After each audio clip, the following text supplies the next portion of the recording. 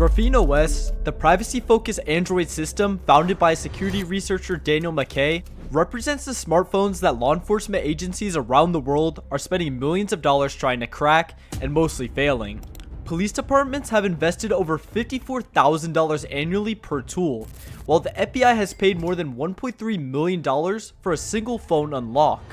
Yet there's one device that continues to frustrate investigators: phones running on this hardened operating system. In July 2024, when the FBI needed to access the Trump rally shooter's phone, they called Cellebrite directly. The Israeli forensics company rushed unreleased software to agents, who then cracked the Samsung device in just 40 minutes.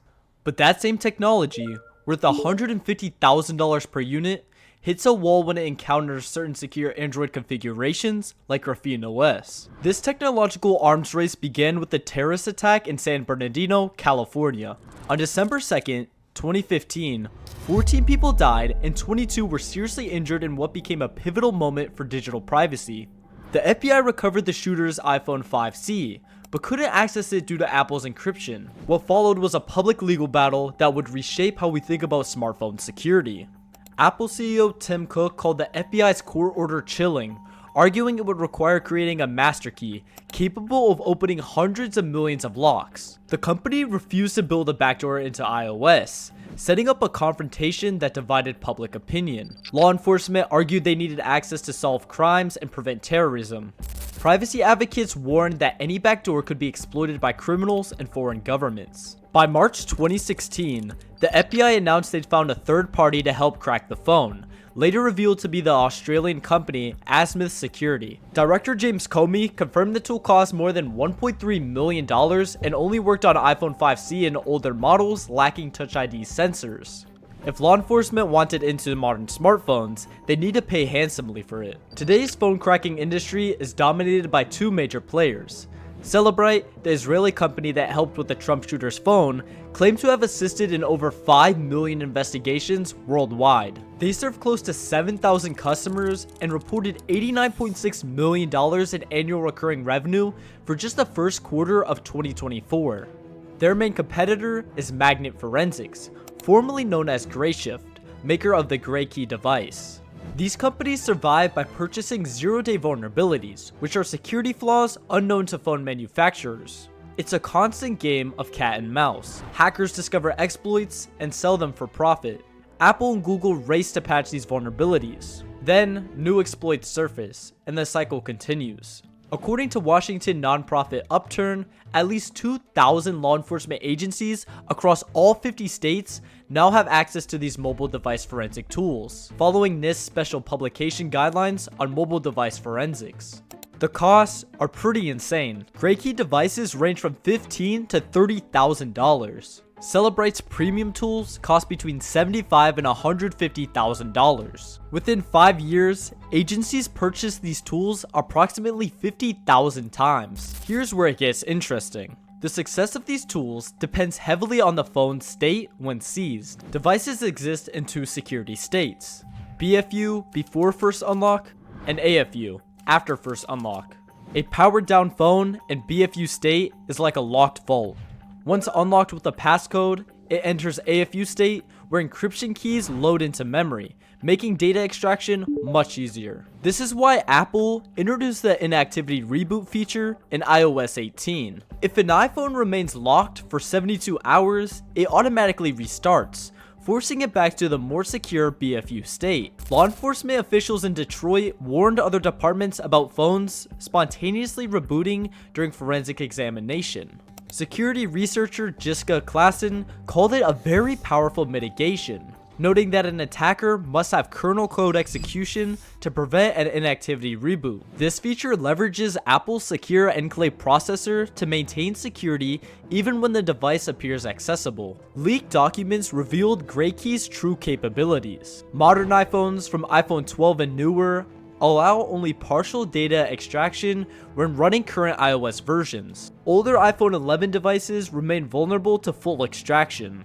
Most tellingly, the documents show GrayKey gains no access to any device running iOS 18 beta versions, suggesting Apple's latest security measures are working. But the most significant development in this arms race isn't from Apple, it's GrapheneOS, the privacy-focused Android variant that runs exclusively on Google Pixel devices. Leaked Cellebrite documentation reveals something remarkable. The Israeli forensics giant cannot successfully extract data from GrapheneOS devices updated since late 2022. GrapheneOS achieves this through several mechanisms.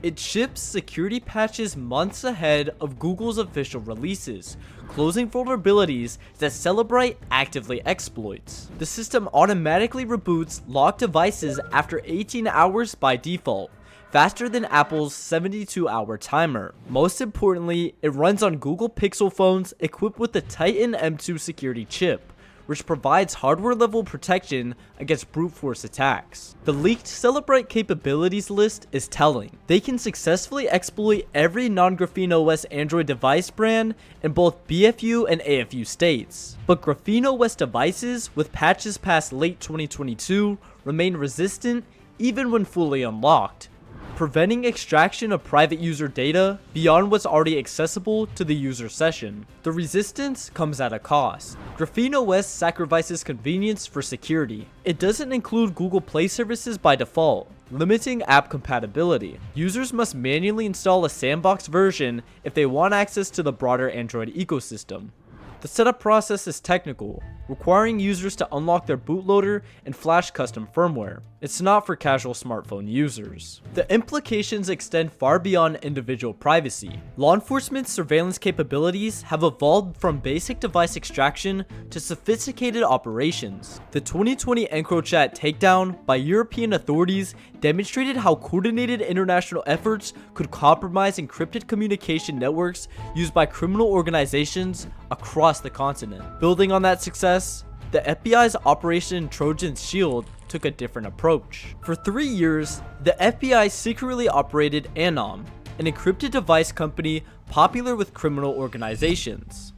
When they finally sprung their trap in June 2021, over 10,000 police officers arrested more than 800 suspects across 100 countries, seizing 12 tons of coke and hundreds of weapons. This operation succeeded not by breaking encryption, but by controlling it from the start. It suggests that as smartphones become harder to crack, law enforcement may increasingly turn to alternative strategies like supply chain infiltration and social engineering. Meanwhile, companies like NSO Group with their Pegasus spyware represent a different approach entirely.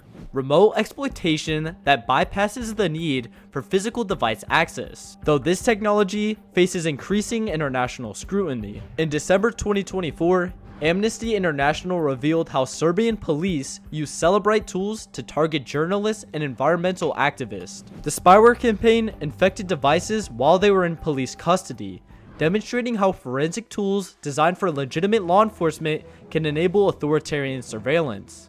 Slavica Milanov, a Serbian journalist, had his phone infected with Novi Spy spyware during police questioning. Amnesty forensic evidence proved the infection occurred while Serbian authorities had physical possession of his device using Cellebrite's UFED technology. The Norwegian government had donated this equipment to Serbia without adequate human rights safeguards. Following these revelations, Cellebrite announced in February 2025 that it had suspended services to relevant customers in Serbia, but the damage highlighted a broader concern. Tools marketed for fighting crime can easily become instruments of oppression in the wrong hands. The encryption debate continues to divide experts. Current FBI Director Christopher Wray has complained that warrant-proof encryption prevents access to crucial evidence. District Attorney Cyrus Vance testified to Congress that some devices may never be unlocked, potentially leaving crimes unsolved. Privacy advocates counter that any backdoor weakens security for everyone. As computer security expert Bruce Schneider notes, if you create an access point, both good guys and bad guys can use it. Former FBI General Counsel Jim Baker, initially a proponent of backdoors, later argued that public safety officials must learn to live with encryption. The technology continues evolving. Google patch CVE 2024-53104, closing a USB vulnerability that forensic tools exploited. Apple's iOS updates regularly break existing attack methods. GrapheneOS developers work to stay ahead of both official patches and known exploits. I don't think perfect security is possible, but when you choose convenience over privacy, you choose surveillance over security. I hope you enjoyed this video, and it would mean the world to me if you liked the video and subscribed. I make videos about everything ranging from cyber criminals to government-backed hackers, all the way into deep web investigations and ethical hacking tutorials. Thank you for watching, and I hope you have a great day.